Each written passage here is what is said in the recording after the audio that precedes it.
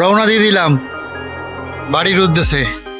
দ্বারকা থেকে সৌরাষ্ট্র এক্সপ্রেস, এটা এখান থেকে 11:44 ছাড়ে প্রত্যেক দিন এবং আহমেদাবাদে পৌঁছে দেয় 8:25 নাগাদ পৌঁছে দেয় সৌরাষ্ট্র এক্সপ্রেস। এটা দ্বারকা স্টেশন, দ্বারকা স্টেশন।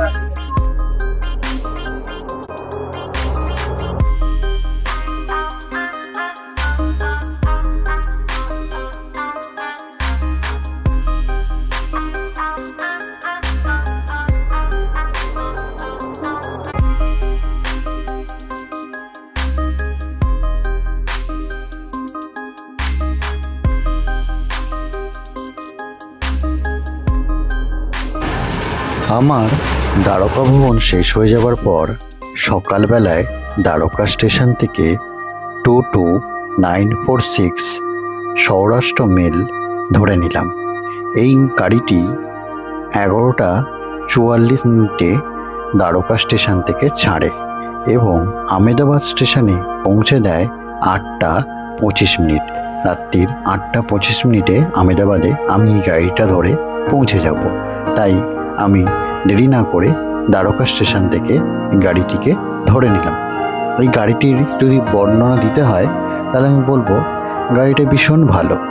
গাড়ির ভেতরে থাকা বাথরুম, টয়লেট এই সমস্তগুলো আমি দেখালাম না, এবং গাড়ির মধ্যে সিট কেমনভাবে আছে না আছে তা বিস্তারিত আপনারা সকলেই জানেন। তবুও আমি জানিয়ে দিচ্ছি গাড়িটার মধ্যে কোচের ব্যবস্থা কেমন। গাড়িটির 2টি জেনারেল সামনে এবং 2টি জেনারেল পেছনেতে, যেটা সব গাড়িতেই থাকে।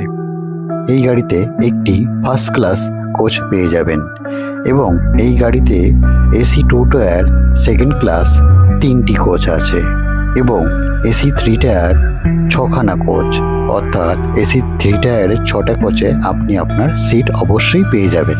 এই গাড়িতে তেমন ভিড় হয় না এবং স্লিপার ক্লাস গাড়িতে 6টি, তাই এই গাড়িতে কোনো রকম অসুবিধা হবে না দ্বারকা থেকে আহমেদাবাদ আসার জন্য।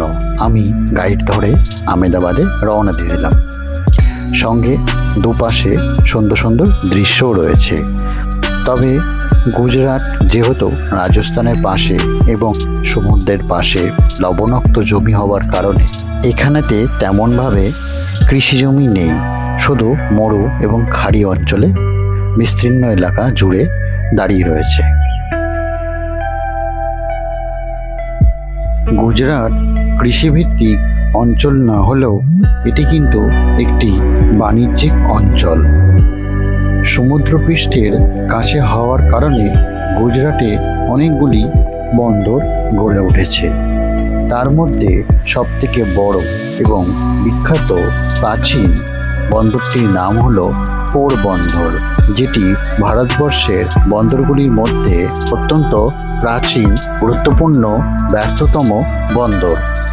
এছাড়াও আরও অনেকগুলি বন্দর রয়েছে, যেমন হাজারি বন্দর, পিভা বন্দর, দীনদয়াল বন্দর এবং মুদ্রা বন্দর। এদের মধ্যে ভারত সরকারের বন্দরগুলির মধ্যে একটি অন্যতম বিশেষ বন্দরটির নাম হলো দীনদয়াল বন্দর এবং বেসরকারি সবথেকে বড় বন্দরটির নাম হলো মুদ্রা বন্দর। এছাড়াও গুজরাটে অনেকগুলি তৈল শোধনাগার গড়ে উঠেছে, যাদের মধ্যে সবথেকে বৃহত্তম বড় তৈল শোধনাগারটি হলো রিলায়েন্স ইন্ডাস্ট্রি, যেটি গুজরাটের জামনগর অঞ্চলে অবস্থিত। এই ট্রেন চলাকালীন গুজরাটের জামনগরে উপস্থিত হবে।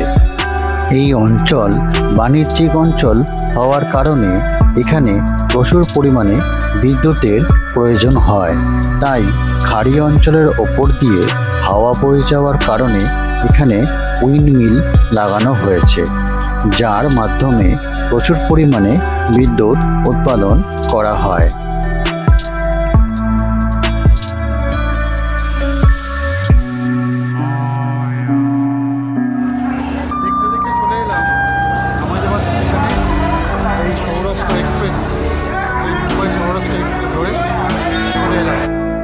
সৌরাষ্ট্র এক্সপ্রেস চেপে চলে এলাম আমেদাবাদ স্টেশনে এবং এই গাড়িটি এরপর সুরাট, ভালসাদ হয়ে তার গন্তব্যস্থল মহারাষ্ট্রের দিকে পৌঁছে যাবে। অন্তিম স্টেশনটি হলো মুম্বাই সেন্ট্রাল। আমার ভিডিওটি যদি আপনাদের সকলের ভালো লাগে তাহলে আপনারা আমাকে উৎসাহ দেবেন। আমি তাহলে এমন ধরনের তথ্যযুক্ত ভিডিও আরও বানাবো এবং আপনাদের কাছে তুলে ধরব। আপনারা আমার ভিডিওটি দয়া করে দেখে উপকৃত করবেন।